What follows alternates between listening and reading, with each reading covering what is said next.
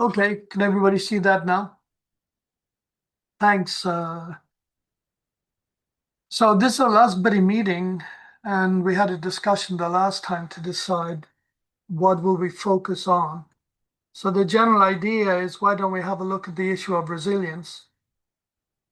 Now, that's a big topic these days because we've just lived through a heat wave in Europe, which is quite exceptional.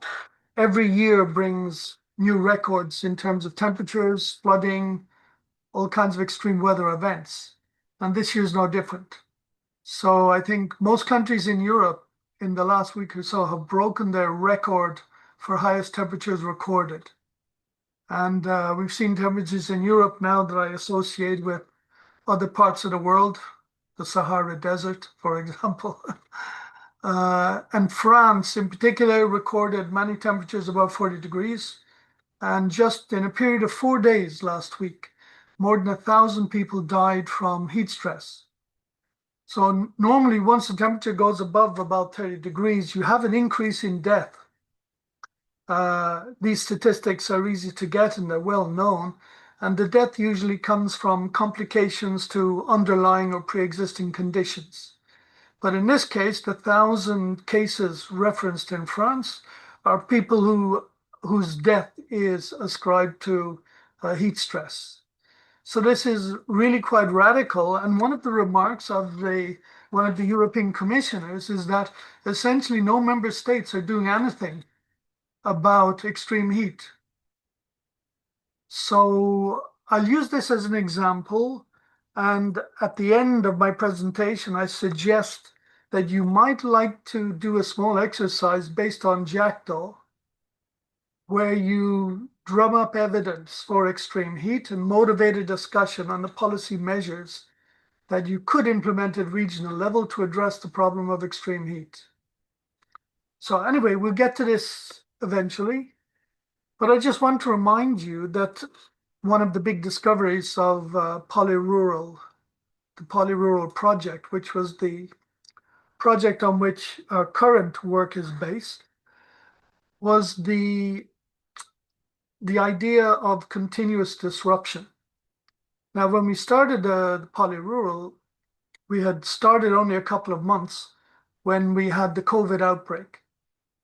And that had a serious impact on the project, the way we worked together, and also on the issues that we dealt with. And so COVID is something that popped out of the blue. Nobody really expected it, even though the possibility of a pandemic like COVID has always been present. Nevertheless, when it happens, people find that they're not prepared.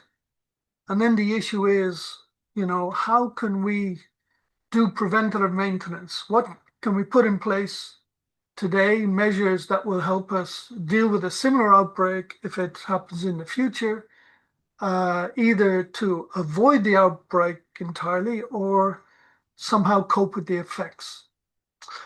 And this is, again, an issue not because of COVID, although every few months there's a warning about the resurgence of COVID. Right now, we have a number of serious worrying epidemics happening around the world. One is Ebola in the Congo. So this is in danger of getting out of control. It's far bigger than was planned or people anticipated. And this is in a part of the world where things like Ebola are more or less expected. But anyway, Ebola is worrying because all it takes is one flight from the Congo to Europe, and carriers of the disease could be in Europe, and it could become a serious issue for Europeans to deal with. Another issue that's going on right now has to do with something called screwworm. Now, screwworm is a worm that infects animals like cattle.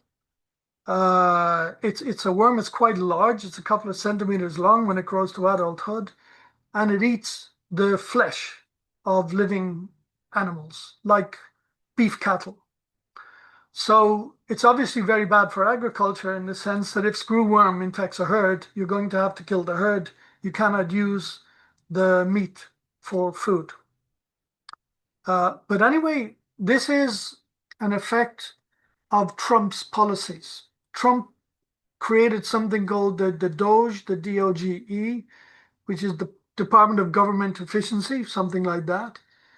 And through this department, and with the help of Elon Musk and various other enthusiasts for cost cutting at government level, many programs were cancelled, including a program to prevent the spread of screwworm across the Mexican border.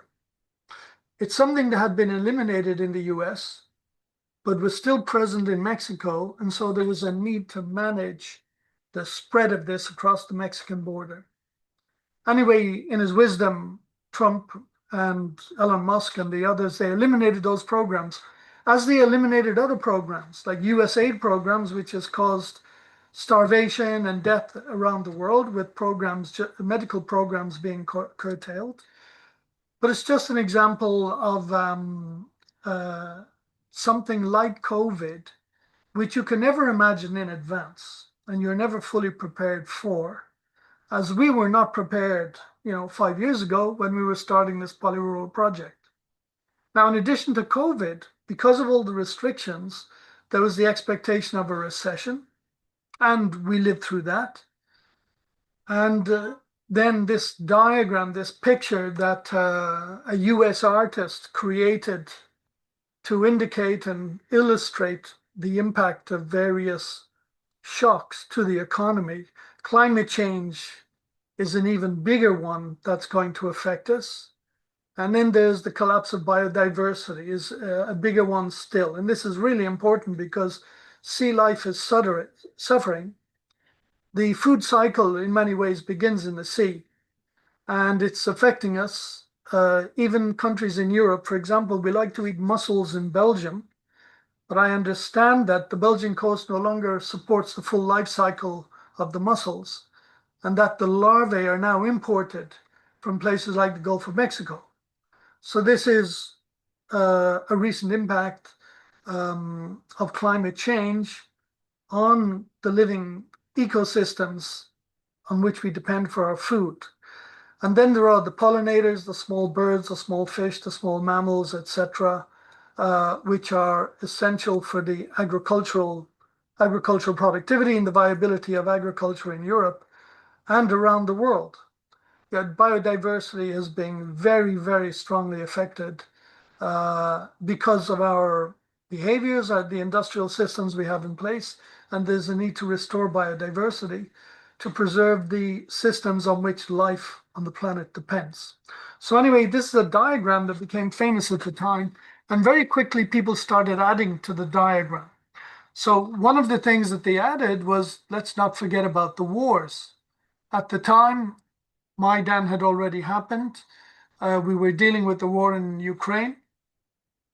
Gaza had not yet reared its head, but since then we've had Gaza. The US, again, in its wisdom, has kidnapped the president of Venezuela, unprovoked. Iran has been attacked, again, unprovoked. And as a result of that, the Straits of Hormuz have been blockaded. And this has had a huge impact on life in Europe in the sense that it has driven up the cost of energy and the cost of fuel. And not only the cost of fuel, also the cost of fertilizer. Now, much of the fertilizer through Hormuz was intended for Asia, but what it means is that we expect food productivity in Asia to decline as a result of the lack of fertilizer. And that's going to have an impact on food systems and food security around the world. And for reasons that I don't fully understand, well, I understand, but I don't fully approve of, we have this ridiculously hostile attitude to Russia. Many say it's because of the Ukraine issue, but the story goes long before the invasion of Ukraine, and also to China. And China is a case in point because we depend very much on China for reasonably priced technology, including electric vehicles. China is the world leader in many technological sectors that are important for us. And more recently, it's a source of artificial intelligence that's reasonably priced and open sourced. And China controls most of the world's supply of critical minerals that are needed for industry, for example, making solar panels, high performance magnets in mobile phones, electric cars, wind turbines, etc.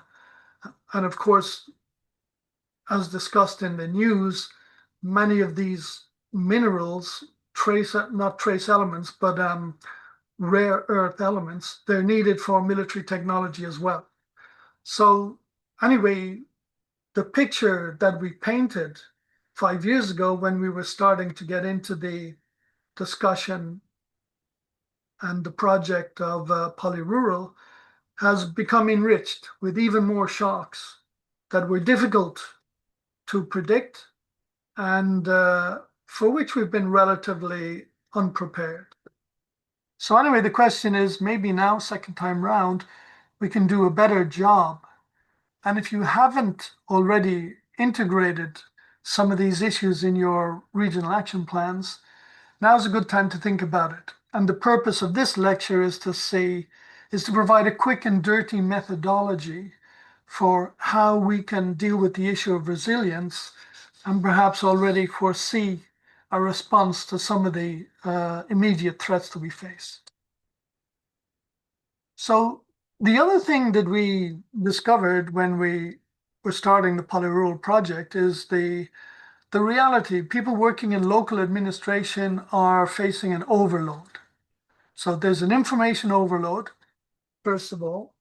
There's an agenda overload in the sense that people who are working in public service at regional level, also at national level, but certainly at regional level, because this is where you have to face up to the reality of emergencies and the creation and delivery of initiatives intended to address those emergencies. But when you're local and working in local policy now, you have all of the background work that you need to do, all of the long-term stuff that has to be done by somebody at some time and hopefully soon. And then there's all of the firefighting related to the climate, things like COVID, etc. And so people are overloaded. And this has been reflected in a movement by the Covenant of Mayors, where a group of cities in Europe have made a petition and written a manifesto, which is a call for more local staff to help people working in local government to deal with the overload of work that they have. Now, this has actually been made worse by artificial intelligence, which has created all kinds of slop and rubbish, misinformation, disinformation, etc. And it's become extremely difficult to distinguish between news which is real, information which is valid and actionable, and stuff that's just pure exaggeration and made up. So on the one hand, another issue that we decided that we try to look at is the role of AI in supporting people in local government to do the work more efficiently and cope with the firefighting, the overloaded agendas, the fact that they don't have enough staff, and the fact that when they do have staff, the staff don't always have the profiles or the expertise needed to cope with the issues they need to face. So they were two of the things at the beginning of our project that we wanted to address. And the buddy meetings in particular were created so that we could look at the whole issue of administrative overload and experiment with the use of AI tools to somehow rein this in and take control of the situation. So I mentioned in talking about the overload, the long list of things that need to be done soon, if possible, but by somebody, and which have an implication for the way that regional government operates. So this slide, which is very noisy, it has lots and lots of lines and lots of things on it. It starts off mentioning the high level goals that you have that have been defined at EU level. So one goal is 2050, we have to achieve net zero. So every region needs to have an idea of how you're going to achieve net zero or net negative or something approaching net zero between now and 2050. You need to have an idea of how this is going to happen. Otherwise, you cannot do your routine planning with a view to these long-term goals that need to be achieved. Another date is 2040, the long-term vision for rural areas. So the idea is that by 2040, rural areas will be strong, connected, resilient, and prosperous. So there's a huge agenda for development there. And it's a radical departure for how the European Commission has dealt with regional development in the past, because up until this long-term vision for rural areas was formulated, we basically dealt with rural regions as places where farming and forestry occurred. And now we understand that they're fully diversified economies, that many, many sectors are important for the growth of rural regions, and that all of this needs to be taken into account if rural regions are to prosper. So again, this is quite a radical departure from the past. And the idea is that everybody in rural development or in local development at any level must have a clear idea as to how this is going to unfold between now and 2040 and what is their role in achieving this goal. And then at a closer to today, we have 2030, which is only 4 years away. The idea is that we have to achieve a 55% reduction in emissions. There are various mandates and targets for the adoption of biofuels, the decarbonization of aviation, etc. This may or may not be relevant for you. It depends on where you see yourself in the supply chain for these things.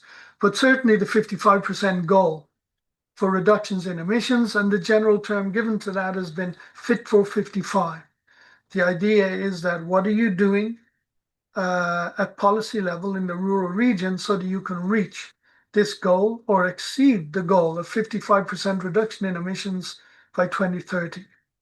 In many ways, this is the low-hanging fruit, because all the reductions you obtain beyond 2030 will probably be harder to obtain than that first 55%, which you can obtain by doing the easy work. Anyway, the rest of the slide is full of a long list of things. At least 3 billion additional trees planted. So in your region, what tree planting projects are you going to do that will contribute to that? 25,000 kilometers of free-flowing rivers have to be restored. So do you have rivers flowing through your region? On those river reaches, is there work that you need to do to guarantee that the rivers flow freely without pollution and in a way that encourages ecosystem, biodiversity, and the flourishing of natural habitats? Now, all of these are issues. I'm not going to go through the list, but it's just to illustrate all of these targets were mentioned from the very early days of the project, and they were put up as areas which you could address using tools like Jackdaw. All of this was made available to the people developing Jackdaw and also to you, the people working at pilot level. But right now we're in the project where nothing significant has been achieved with Jackdaw. So I'm urging you to have a look at these things again and formulate test questions or requests for advice that you can give to Jackdaw to test if Jackdaw is capable of giving you useful advice and helping you see how you might achieve any of those goals. So the message from our original Polyrural was that the world is changing very quickly. We're not prepared for many of the challenges that we have to address. We need to go beyond business as usual. And the general idea is that we're not talking about change anymore, but we're really talking about transformation. And this is much greater than change. It's change on a massive scale. And it's something that I've only really seen it in the public sector in India. So in India, for example, the national government sees the transition to a green economy as a social transformation. So it's not just a list of technical fixes, but it's a much more profound social transformation. And they build in social transformation and understanding how to change society as an essential part of every project that they do to achieve a green economy, a sustainable economy, and move beyond the era of fossil fuels. So I'm not going to dwell too much on this. We've gone over it many, many times before. And let's have a look at our foresight process again. So this is something that you've seen before, um, many times before. And we're not going to, what I want to propose now is what I call a quick and dirty or short foresight process where we can look at disruptions that might occur where we're living and where we're managing as people working in public policy. And we try to shorten it so that we don't have to go through all of the steps of a deep foresight process, but just look at them quickly to see, are there some measures that we can add at this stage to our regional action plans, which will improve our resilience. So that's the idea. And but nevertheless, let's try and stick with the spirit of a foresight initiative. And there are two ways of doing this. You know, it's impossible to plan without thinking of the future.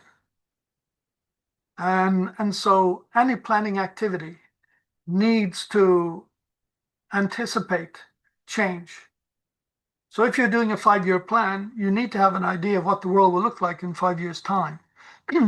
But whether you do this based on accepted thinking and available wisdom, or whether you set up a deep exercise where you look at how the world is changing and really go back to first principles to invent your vision of the future, it's really up to you. But in any case, you have planning could be a foresight embedded process in the sense that you have a planning process that integrates elements of foresight that seem useful and support the issue that you're dealing with.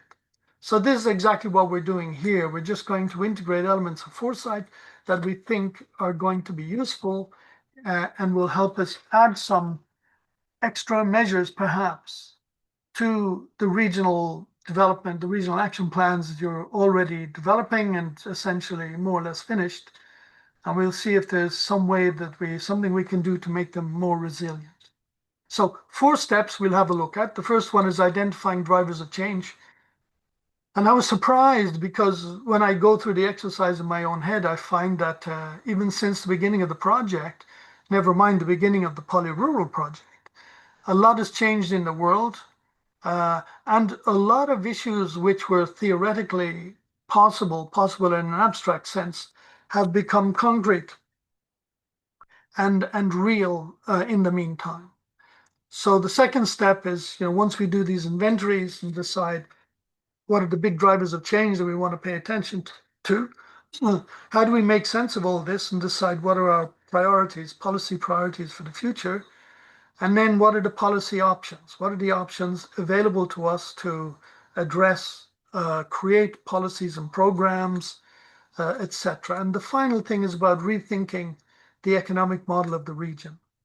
And this comes back to the whole issue of the need to look seriously and in depth at finance. Where does the money come from for the region to implement the measures that must be implemented? Where will money come from? And the situation we faced in polyrural was that everybody was more or less coasting along because they were all used to a program called the Leader Program. They received money every year without having to work too hard to get it. And so everything they did was really a set of measures that could be financed under the Leader Program. The problem with that is that Leader is only 5% of rural development funding. So what about the other projects, the other 95%? How are you going to have an impact on that? In particular, how do you scale up ideas that have been tested and piloted under Leader? Where do you get the money to make sure that they become fully implemented and operational at regional level? Because the piloting process is to identify things that need to be implemented on a larger scale. So once you've done that, for example, with the help of Leader funding, the question is, now what? Where do we get the money to implement it on a larger scale? And a lot has been happening at EU level in terms of the funding. The Common Agricultural Policy, the structure of funding there has changed radically. The member states have to find about half of it themselves.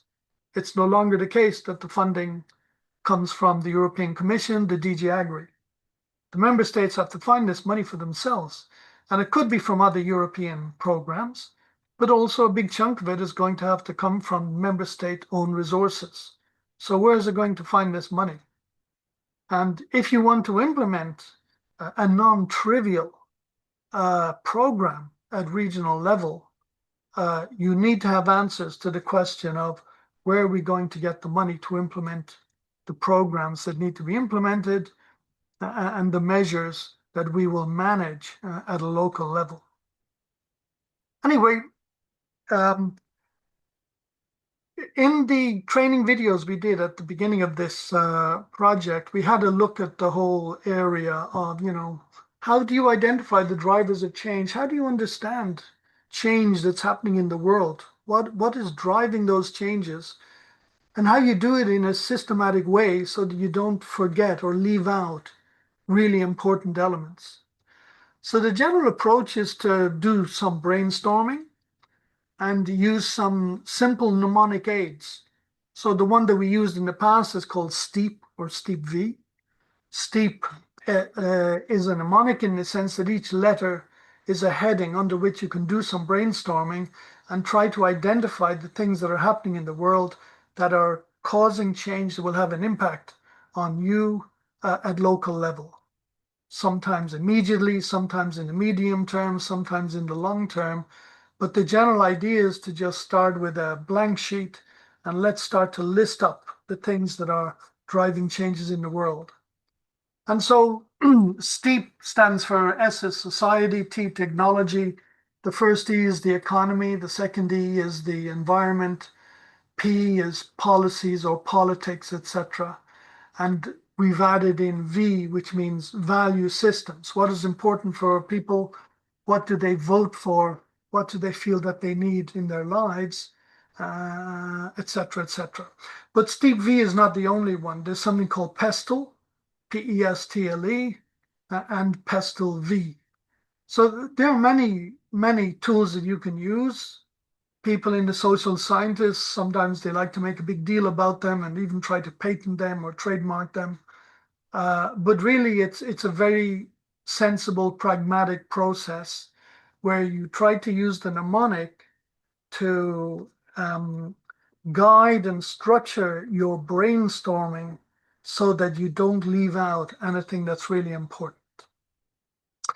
So PESTLE, I will use PESTLE this time just to change. But if you're doing something like this locally with your own stakeholders, you might have your own preferred method. And certainly if you're doing it in a non-English language, I'm quite sure that it will not look like PESTLE. If you're doing it in Finnish, for example, it might be TLVUU umlaut or something like that. That's totally indecipherable to human eyes, except Finnish ones, of course. So anyway, there's a whole vocabulary once you start looking at trends. There's the concept of mega trends, macro trends, meso trends, micro trends, etc. I'm not going to go into those. They've been discussed before. But just to be aware that once people start talking about trends, they occur on different scales, on different geographical scales, on different time scales, etc. And it's useful to distinguish those. There's also what are called weak signals. And weak signals could be single events that indicate, oh, there's something new. Could this be the start of a trend? So there are things that we sometimes note when we're doing trend analysis, and we say, oh, that's a weak signal. But it means that we don't really know what to say about this. It's something interesting. It could be something new, but let's just keep an eye on this for the future. Maybe it's something that will grow in significance and become very important, or maybe it will just fade away into the background noise. And other terms that people use are things like black swans, trend breaks, game changers, etc. Much of this has been, these ideas have been created and developed and practiced by people in business doing marketing and also by people in investment. people who try to model the world and again understand what is driving change and ultimately what is driving the price of shares or the appetite for investment or something that's specifically interesting for people in the finance sector. But anyway, pestle is what we'll use. And I've made a list here of the first one, the P meaning political drivers. I've just made a random list without attempting to be terribly exhaustive of what are the political things that have been happening over the last couple of years which are having an impact locally. So one of the things more generally is political parties are really drifting around. They don't know who they represent anymore. There's a lot of literature on this. There are lots of YouTubes on it, etc. It's a big issue. But in particular, we're looking at the rise of the extreme right, the rise of fascism, and probably the biggest trend that we're all muttering about and commenting in our spare time is the re-election of Donald Trump and the purchase of power by the billionaire class. So by this, we're talking mainly about Elon Musk. So you can't imagine the number of meetings I've been in over the last couple of years, and people have mentioned Donald Trump, they've mentioned Elon Musk, etc., without thinking about it too much. But the fact is that Donald Trump has played a really important role in reorganizing the global political order, as has Elon Musk, arguably responsible for the infection of beef cattle in the US by screwworms and many, many other things that have happened because of the actions of Doge. Anyway, there's the decline in the quality of democracy, the role of money in politics, big discussions about the changing world order. You know, who are the great powers? The great powers used to be the US and China, but that conversation is changing. Russia and India have a new role. And then there's what people refer to now as the middle powers. So the middle powers, maybe Europe is a middle power, but Europe is definitely not considered a great power. And the middle powers are sometimes getting together, coordinating their actions. They're not allied. This is not an alliance, but it's a practical coordination. It has to do with strategic autonomy. So all of the middle powers, they don't want to align with each other, but on a case-by-case basis, they might cooperate on something specific like trade. But anyway, this is a list of things. There's the UK's karaoke government. It's a term that came up in Japan because Japan was notorious for its prime ministers that would pop up and then lose their post after 6 months. We've seen this in the UK, which is still a significant economy and a trade partner and every other kind of partner with the EU. There's the role of NATO, the role of Europe in the world, etc. So some of these might strike you as significant, as having an impact on your region, and some of them not. But chances are you probably need to sit down and discuss them and try to make sense of them before any kind of a coherent picture emerges, because we really are living in a world that's chaotic with lots of new issues and factors popping up every day. And we have a tendency just to look at the Europe-America axis. All of the exciting stuff is happening elsewhere. It's happening in Asia, India, China, etc., Latin America. This is where a lot of the interesting things are happening that are going to have an impact on us, whether we like it or not. And the sooner we start thinking about it, the better. Recently, the EU signed a free trade agreement with India. This was in January. They'd been talking about this for about 20 years. But suddenly they came to an agreement in January of this year. And this corresponds, the headline is the removal of tariffs on something like 93 or 94% of all goods and services exchanged between the EU and India. Now, this is huge. One area that I'm interested in is in, say, the sale of luxury cars. India is fast growing, lots of new millionaires and billionaires being minted every day. They all need a luxury car. And one of the places to go to buy a luxury car is Europe. But the tariff on luxury cars is 110%. And actually, that will be reduced in steps to zero over a couple of years. And so it's a big business opportunity for the vendors of luxury cars in Europe. So this is just one example of the impact that it can have. And a small town in Belgium called Waregem is where Maybach cars are assembled. I think the going price for a Maybach is about 300,000 euros. But if you're a young rich guy, in India and you decide you want a Maybach, it's going to cost you over 600,000 euros to buy it. But you'll be able to buy it much cheaper. And this will be good for the town of Waregem. They'll be able to increase their production, etc. So these things are important for certain regions, maybe more important for some regions than for others. They're important for companies, for employment, etc. And just as a reminder, if you put the EU and India together, it's a quarter of the world population and it's a quarter of the world GDP. So this is probably the biggest free trade zone in the world, the most important free trade zone in the world. And the question is, what are we doing in Europe to benefit from these agreements? Anyway, let's look at the economic drivers. Now, when you're looking at drivers, you organize them under headings. There's no point in being too rigorous about this. This is a creative process. There's no problem in having one driver under one heading and under another heading.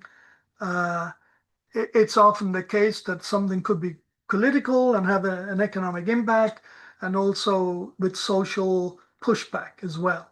So a single issue might be included under different labels as a driver because its action on the economy is actually quite complex. So the economic drivers, I mean, the most important things in Europe is declining standards of living, housing crisis, rates of homelessness, etc., and more recently, a rise in the cost of energy and fuel. Now, this originally happened because of Ukraine. The Americans blew up a pipeline in the Baltic so that we couldn't get gas from Russia. And so they could sell us their own gas at a much higher price. So this has had a terrible impact on a real impact on lives in Europe. And clearly the drivers behind it is a certain political ideology, an attitude towards cooperation with certain countries in the world. But Ukraine was the first energy shock that we had, and Hormuz was the next one.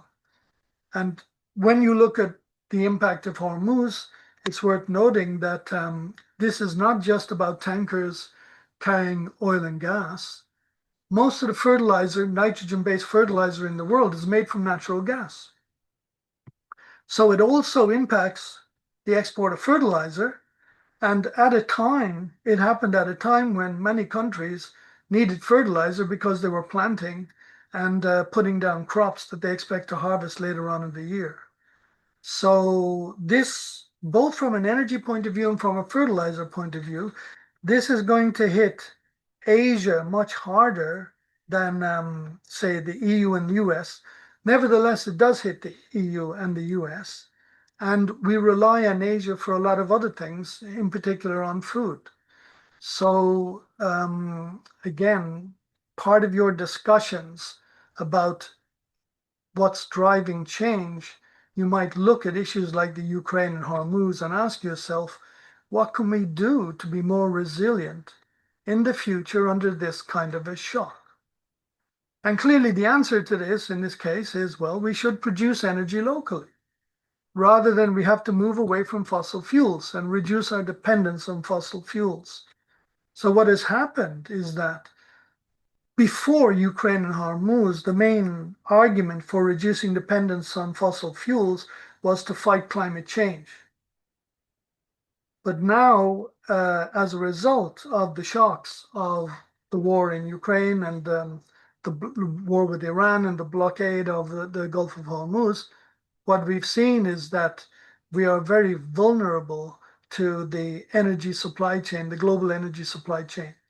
So we need to reduce our dependence on these global energy supply chains, because this is what is driving up prices. It makes everything we do more expensive. It makes it harder to heat a house in winter, harder to cool it in the summer because you have to pay for air conditioning. It makes it harder for factories to produce the goods they produce because they all depend on energy. And it makes it harder to transport the goods we want to export because, again, all of this depends on the availability of suitable forms of energy.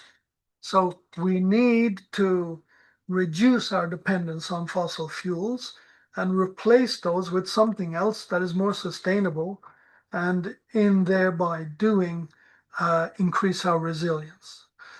So the impact, one of the things when we look at economic drivers, we should look at something that's happening in political life across Europe now. And these are the austerity policies. We became very familiar with those in 2008 after the great financial crash. Because basically the banks that were lending money to governments, they wanted to make sure that the governments would pay interest on the loans. And so they required the governments to reduce their expenditure on public services, etc. So they would have enough cash to pay interest to the banks. So this is the general logic behind austerity. And it's part of a neoliberal ideology that goes back to Reagan and Thatcher, Ayn Rand, Clinton, Blair, etc., etc. But the overall European political philosophy is a neoliberal one. And so right now, the European Union is encouraging austerity. And in the case of Belgium, we bumped 180,000 people off the dole already this year. We're reducing the pensions. We're reducing investment in research. A friend of mine who's a head of department at a university, he has to sack 20% of people in his department. And that includes tenured professors. So this is what's happening in Europe as part of the austerity policies. And it has to change because it's a response to the need to borrow, need of governments, or it's need in inverted commas, because in fact the need is not real. It's an invented need. But governments borrow from banks to pay for whatever it is they need to pay for. And the banks need to be paid interest as a compensation for the service they provide. And so right now we have students are demonstrating, people in in public service are demonstrating because they're being laid off as well.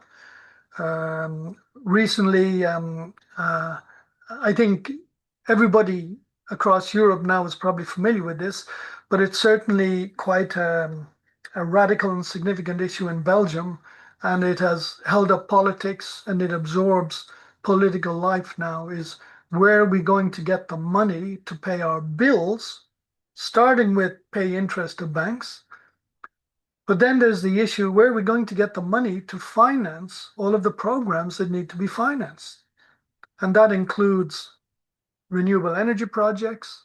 It includes conservation and restoration projects, projects to restore biodiversity. Where's the money going to come from for all of this when we can't even pay people a decent pension? And this is in the most taxed country in the world, which is Belgium. So I run my own business, but I pay myself a salary out of it. But essentially, 52% of my salary disappears in taxes. What I end up with is less than 50% of the cost to my company of my salary. And anyway, this is a big issue, and protests are happening. There is social unrest. And the bottom line is we cannot continue like this. The next time big shocks come along, the old solution of cutting costs in public services will no longer work. So what is the solution for the future? This is a really important question that you need to ask. Social drivers, again, it's all about demographics. I'll only mention a few of those things. Demographics, an aging society, how many are retiring and drawing pensions, the cost of living, are the pensions adequate, inflation, how is it measured? Because this is a game that governments play. They change the way inflation is measured to make it seem much less and less consequential than it actually is. They do things like remove the cost of rent from the calculation of inflation. Uh, anyway, how many are working is really important. Paying taxes, the homeowners, who owns housing stock? Young people, many of them feel that they cannot buy a house. Many of them feel that, unlike their parents' generation, they'll never be able to own their own home unless their parents own a home that they can give to them in a will when they die or whatever. But the point is, you have inheritance tax, and inheritance tax can be very high. So even if you do inherit a home, you might be forced to sell it to pay your inheritance taxes. And if that's the case, you'll no longer have a house. You're going to have to go back to renting again. So there are lots of issues. Again, I mentioned the rise of social unrest. There are many issues under the social drivers. And what's important in doing this kind of brainstorming is always try to localize it. So you might be familiar with something that you read about in the international or the national press. You have to try to localize it, in other words, make it relevant for the region that you're in and say, okay, this is what people are talking about. It's happening in India, it's happening elsewhere. And what are we going to do um, to make sense of it and to understand what it means for us in our region? Now, the obvious technology driver is AI. And when people talk about AI for the last few years, it's generally about one very specific type of AI, chatbots based on artificial neural networks. Now, this is an old technology. A couple of years ago, there was an important paper where the idea of a transformer was created. It was kind of a tactic on how to use artificial neural nets, and it turned out to be quite successful. And so in the meantime, we can add to this agentic AI. So instead of just chatbots, we have dobots. So our AI tools actually open up our email. They can read our emails. They can send emails in our name. They can open files, etc., create and delete files. They can do stuff that an ordinary chatbot couldn't do. Now, this is an amazing opportunity. It's the only thing surprising is why hasn't it already been done before? But it opens up not only interesting possibilities that are very positive, uh, also dangers for the misuse of these things and where unintended consequences happen and things get out of control. I'm not going to delve into this in any detail, but the main thing is to point out that the impact of Gen AI, I mean, first of all, the jury is out on how ordinary people can get a benefit from this AI. You have consulting companies, all the big ones, McKinsey, Pricewaterhouse, etc. They swear blindly that it's very good, it will transform your business. But this is how many companies were bankrupted back in the good old days of business process re-engineering. It didn't always work, and it often didn't work the way it was promised, generally at huge cost to unwary companies. And we see exactly the same thing playing out today, where companies that think they're being clever by being rapid adopters of AI, they're laying off huge chunks of the workforce only to find out that the AI tools are not able to do what they thought they could do, trying to hire people back and annoying their customers and their clients as well at the same time because of the disruption in business. So there's been a huge pushback against this, especially when the approach of the very small number of companies in the US marketing these tools has been very intrusive. Uh, the case study is Copilot, and Microsoft is paying the price for this now. There's been a huge pushback against Microsoft. and especially with revelations that tools like Copilot have been stealing information that should be private and making it available to technology companies and the US government and various other organizations that we'd rather didn't know everything about what we were doing. But it's worth noting that, things are done differently in the US, the EU, in China, in Africa, in India. Everybody's doing AI. All of these different regions have different issues and different approaches. Uh, there are interesting books coming out, like Karen Howe on AI Empire, about the toxic egos and the ambitions of the people behind it.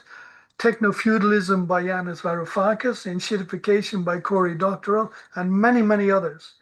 And the issues that they're dealing with are real and need to be taken seriously.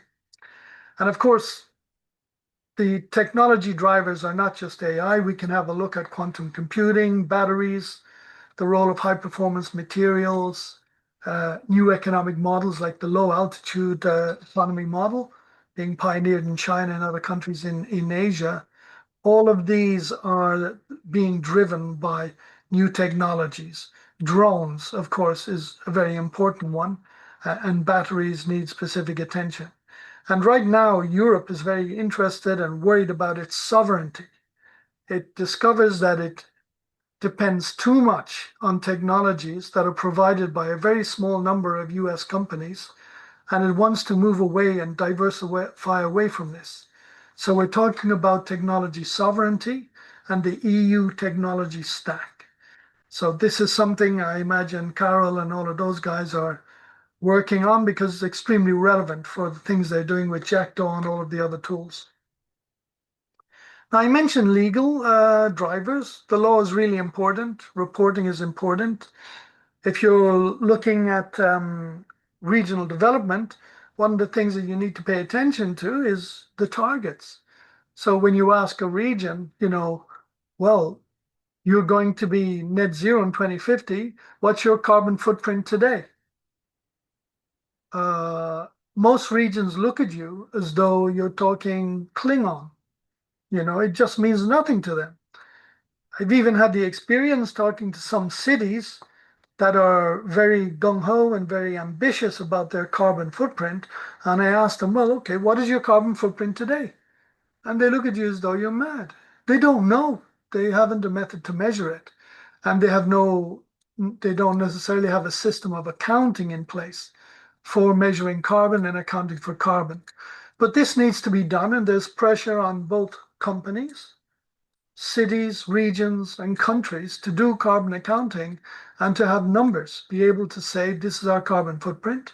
By the end of next year, it'll be such and such. By 2040, it'll be such. By 2050, it'll be such. We plan to achieve net zero by such and such a date. But you need to put in place the accounting techniques for managing those things. And this is especially significant for companies because if the companies don't do it, they face fines. Companies now have to report on the carbon footprint of their suppliers. So they have to dig deep into the supply chain. Good suppliers are suppliers that not only provide the right goods at the right time according to the quality criteria established by the client company, they're also able to provide information about the carbon footprint, impact on soil, impact on water, impact on biodiversity, etc., treatment of workers, etc., etc. This is far more significant to the case of rural development than most people realize, and it needs attention. The last thing I mentioned here is NATO.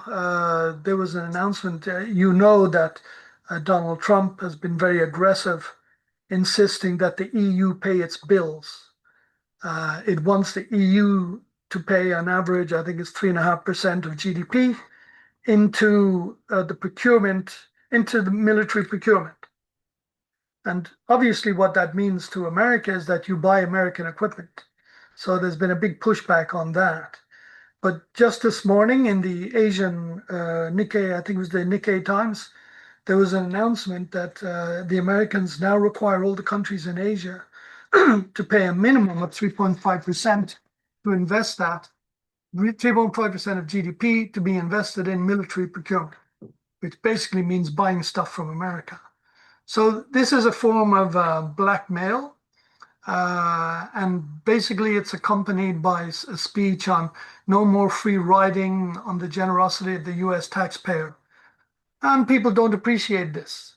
But nevertheless, there is a legal dimension to this in the sense that we're talking about international agreements, and it may or may not have an impact on you locally, but it's certainly having an impact on on NATO members of Europe.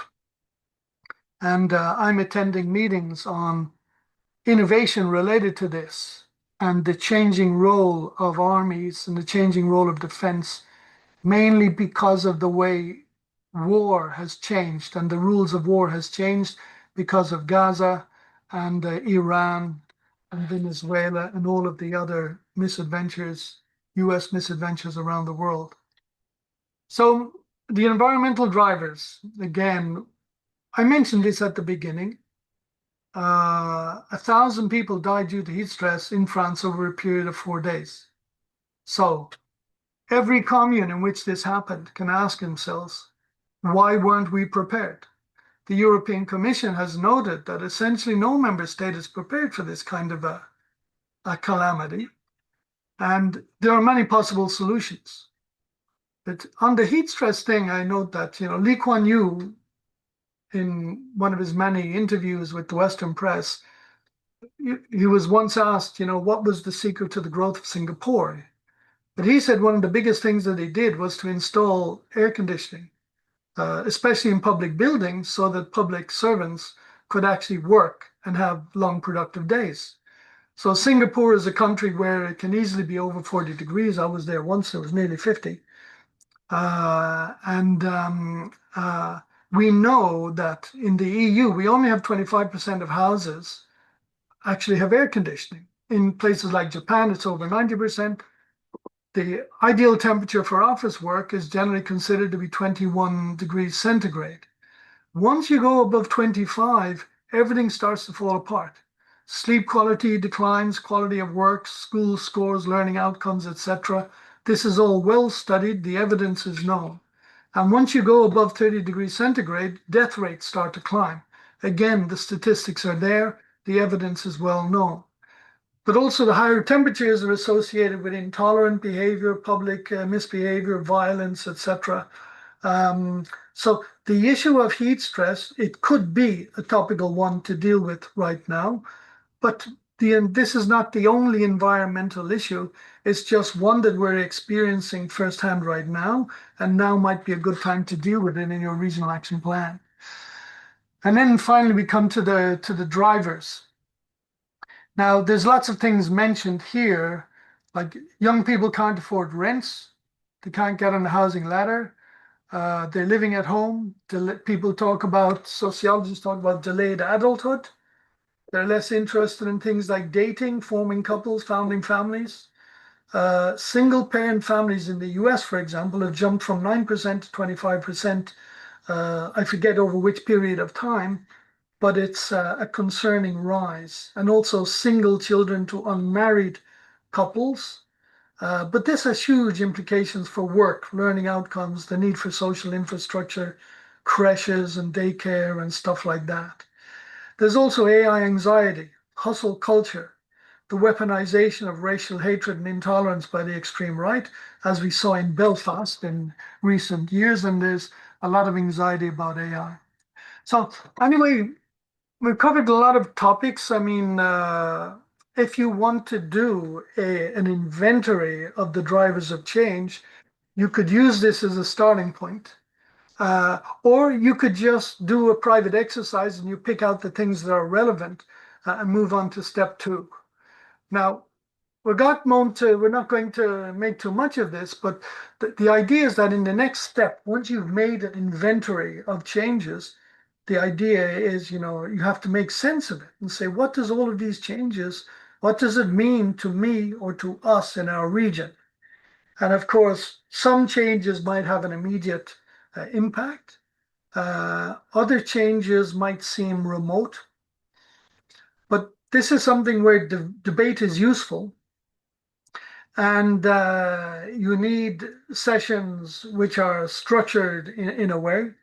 And the big question is, which drivers uh, could lead to a disruption in the ability of us living in our region to live well, have a decent quality of life, not die from heat, excessive heat, just work or do business because we have the energy needed and the energy is not too expensive, or we have the fertilizers needed.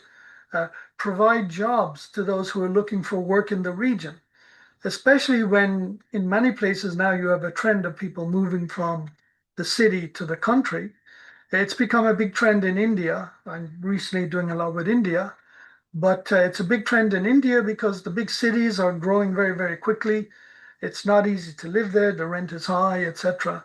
And people are looking for ways to stay back where they were born, close to the family. And good internet access is a real enabler, especially if it allows people to work remotely.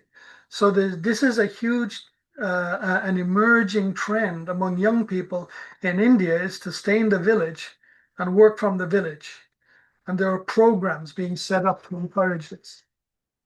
Anyway, making sense is the next step once you have an inventory of the drivers. And once you've started to make sense and understand better the drivers, their interactions, and how some reinforce each other, how some mitigate each other, etc., and what kind of an impact are they having, that you identify priorities. You say, well, these are the issues that we really need to address. Due to our understanding of the drivers, we know that these situations will become more urgent in the future.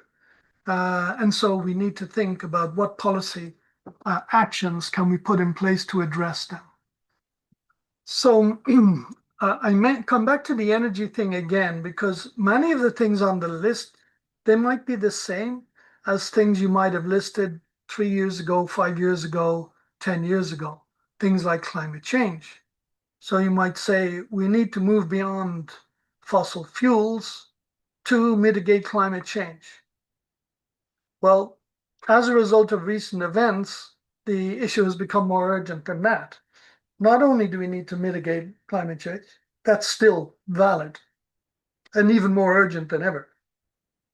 But we also have to achieve some form of energy dependence. And that means locally sourced energy. So this is energy that can come from urban waste, agricultural waste. There are lots of ways of generating energy locally, but also from wind power, from solar panels, etc. And everything that can be done to increase your level of energy independence is a good thing. So what has changed is not so much what needs to be done, but the reasons for doing it and the logic of intervention. So that's what's new. There's a new set of arguments to justify old needs and the need for old measures and ideas. I've made up a list of a number of issues. So on the top, I put up here flooding and heat waves because it's very recent. It's on the top of the agenda, and it's something that people might feel interested and motivated about. Now, one of the things years ago, I had a friend, he was an American guy, and he used to be a cop. So he was always telling me interesting stories about being a cop in the US. But one of the things he told me was that it was standard. There is the idea of, being a member of the community and community service. And one of the things that they would do, especially in the summertime, is that they would pick up old people and drive them to the mall and just drop them off in the mall. Because in the shopping mall, there was generally air conditioning on a large scale. And these are old people living at home, often in, not very luxurious apartments. And many of them didn't have air conditioning. And when it got hot, it was really not only difficult, but also unhealthy for them to stay indoors. And so the question is, what can they do? They might sit on the porch. That's another solution. But the police would come along and drive them to the mall. Now, there are lots of what are called nature-based solutions that provide shelter, like planting trees. It's well known that planting trees can do a lot to reduce the temperature of cities. But people need open spaces where they can sit, where there's a breeze, where it's cool, etc. These don't have to be expensive or very costly interventions, but they can have a really important impact on the resilience of a place and its ability to remain comfortable and livable despite excessive heat. You can make the same arguments about flooding, etc., flood mitigation. You can link it in with the restoration of habitats. These are what are called nature-based solutions. I've also been reading recently about people using public buildings. So when it's very hot, you open up the public buildings, you put on the air conditioning, and instead of driving people to the mall, you invite them to a public building. It could be a school at the weekend, etc. There can be animation, there can be music. There are lots of ways to make this interesting and agreeable for people. And again, it doesn't have to be costly, but it does require organization, it requires vision, and it requires indicating people responsible to make it happen the day when there is a need. The food disruption of the food chain. The best way to deal with that is to have local food systems. There's a lot that has been done on that, and we even have a pilot in this project dealing with local food systems. One of the big issues is waste. Farms, forests, businesses that produce organic waste, waste from kitchens. We're already pretty good at recycling used cooking oil. But this is only the start of the circular bioeconomy.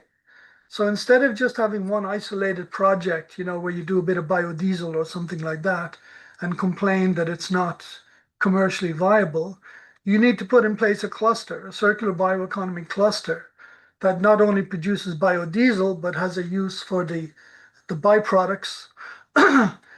Eventually, you can look at having incubators that are experimenting with ideas to produce biofuels, compost, fertilizers, bioplastics, green chemicals, etc. But what's really important is that waste must become a commodity for which you receive payment. And I've seen lots of projects in the EU where the farmers provide the waste and they get nothing. I think this is stupid, and the farmers are to blame as well. They need to get paid for it. If they provide something of value, they need to get paid for it. In other parts of the world, this is seen as a major driver of the transformation of rural societies.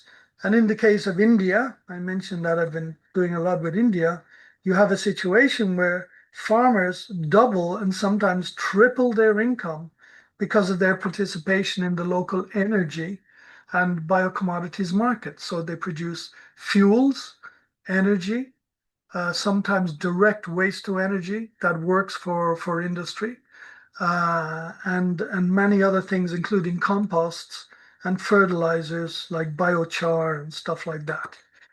But anyway, this is something, when I see the projects that are done, I think to myself, pathetic.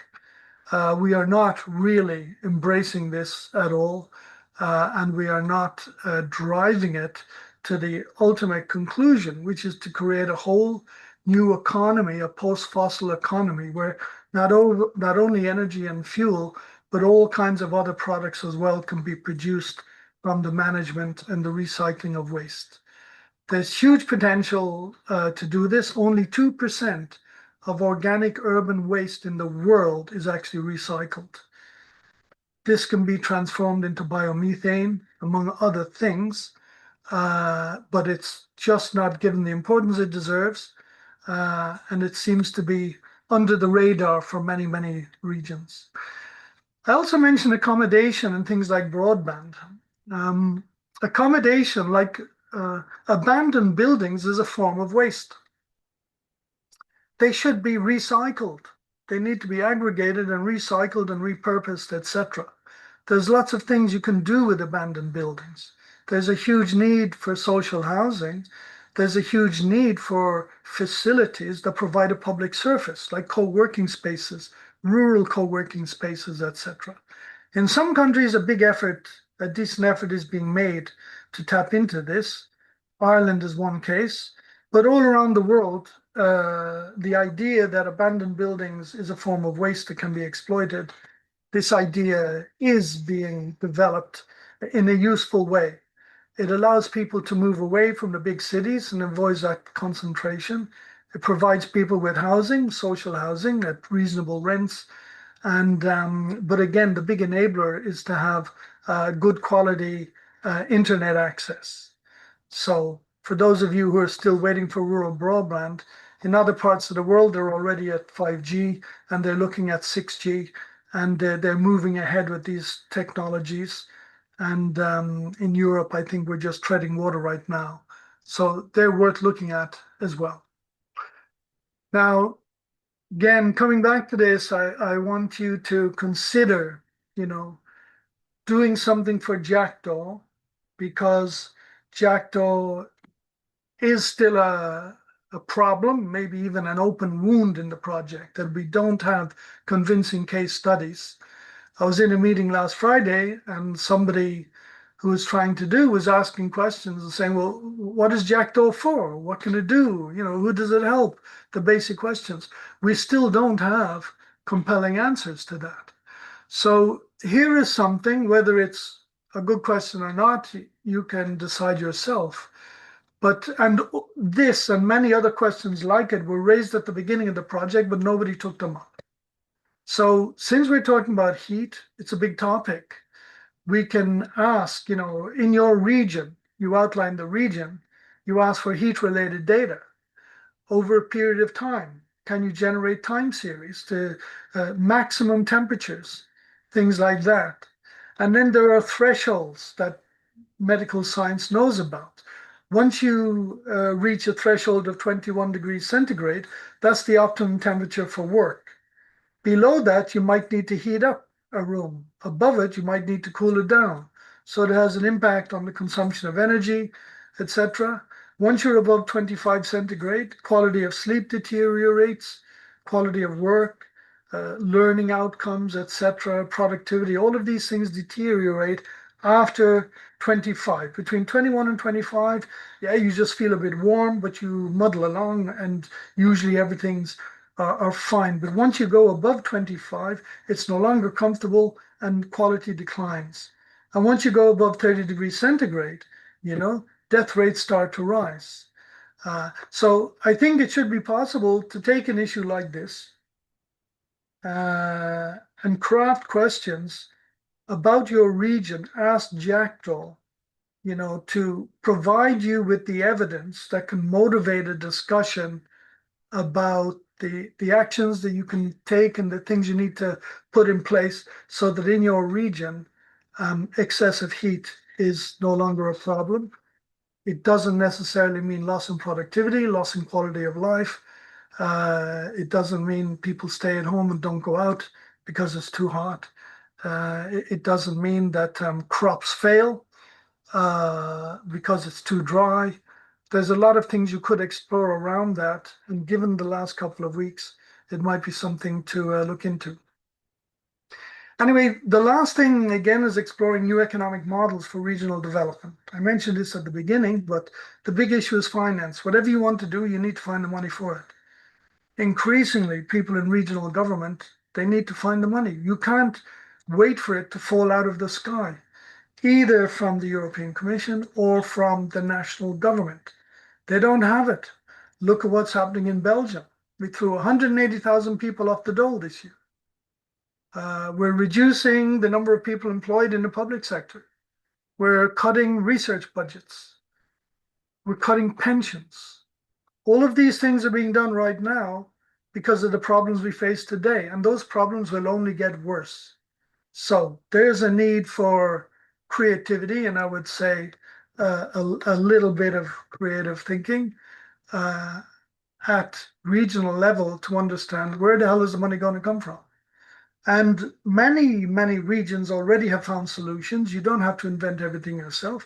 You can do a lot just by copying what works elsewhere. And so, and some of these issues we've mentioned already, like community-owned local banking, credit and insurance companies. So these are cooperatives.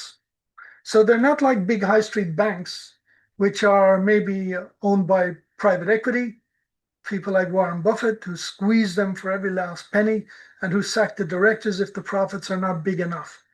Community owned local banking is a very different animal, and it can work and it can be perfectly viable. And there's lots of work being done on this. I've mentioned it in previous lectures. Co-ops and social enterprises in all sectors of the economy have a huge role to play. And then there are new tools like the use of crowdfunding, green bonds, etc. But the idea is that the main beneficiaries have to be citizens, not high street banks, because they will take the profit. And if there's a problem, they leave you holding the bag, so to speak. Anyway, I also mentioned the abandoned buildings because these are assets that a region can accumulate and put on its balance sheet and use as collateral for certain types of lending. In any case, there is a need to look at new economic models for regional development. And uh, this is probably the hardest issue for you to deal with because it does require a certain amount of understanding of how finance works. And that's not always easy because there are a lot of disinformation, misinformation, and even mainstream economists, sadly, don't really understand themselves. They have a view of how the economy works, which is really out of date, especially since the end of the gold standard in 1971. A lot of things changed, and the major economics textbooks weren't always updated. And nobody who knows is saying much about it because it's in their interest to shut up and say nothing. That way they can collect more rent, they get more interest for the loans they make to the local government, etc.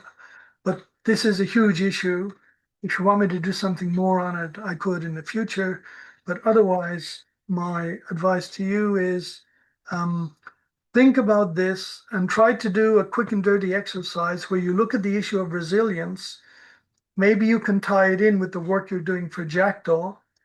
If the example I gave isn't a good one, there's a long, long list of local targets like rivers to be restored. So identify in your region what are the rivers, of a certain size that need to be restored. Just identifying that is a starting point for a conversation, which would help achieve one of those targets. And there are many targets, not just those. So I'm going to end it there. We're a little bit over time, just 1 minute, but I think we have time for questions.